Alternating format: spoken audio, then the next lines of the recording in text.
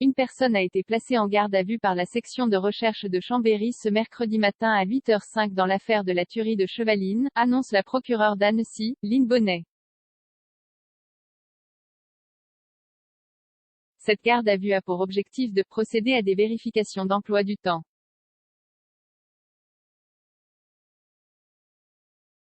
Des perquisitions sont en cours au domicile de cette personne, a-t-elle ensuite précisé. De nouvelles informations seront rendues publiques à l'issue de la garde à vue, a-t-elle ajouté, soulignant toutefois que celle-ci peut ne rien donner.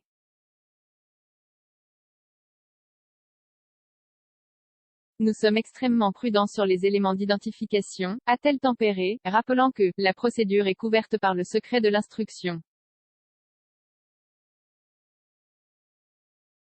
Le 5 septembre 2012, un Britannique d'origine irakienne de 50 ans, Saad Al-Hili, sa femme et sa belle-mère avaient été retrouvés morts, avec plusieurs balles dans la tête, dans leur voiture sur une route de campagne près de Chevaline, non loin du lac d'Annecy. Une fillette du couple était grièvement blessée, tandis que sa petite sœur était retrouvée indemne, recroquevillée sous les jambes de sa mère. Un cycliste de la région, probable victime collatérale, avait également été abattu. C'est un cycliste britannique, Brett Martin, qui avait découvert la scène de crime en premier, croyant d'abord à un accident de la route. Piste familiale, espionnage et motard mystérieux. Le frère aîné de Saad Al-Hili, qui était en conflit avec lui concernant l'héritage paternel, avait été placé en garde à vue le 24 juin 2013 au Royaume-Uni, puis sous contrôle judiciaire jusqu'en janvier 2014. Au sein de la famille Al-Hili, certains penchent plutôt pour un meurtre lié à l'espionnage industriel.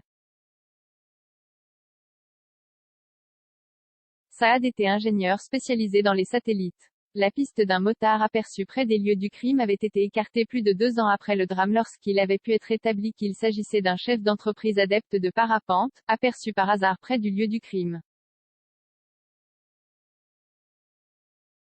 Croisé par des agents de l'Office national des forêts, ONF, cet homme, portant le bouc et un casque noir, avait longtemps fait office de principal suspect. L'affaire Chevaline a déjà donné lieu à des milliers d'heures d'enquête et d'auditions, des tonnes de documents épluchés et 4 interpellations, sans pour autant livrer son mystère. Le dossier compte parmi les grandes énigmes judiciaires qui ont tenu la France en haleine ces 50 dernières années, comme l'affaire du petit Grégory.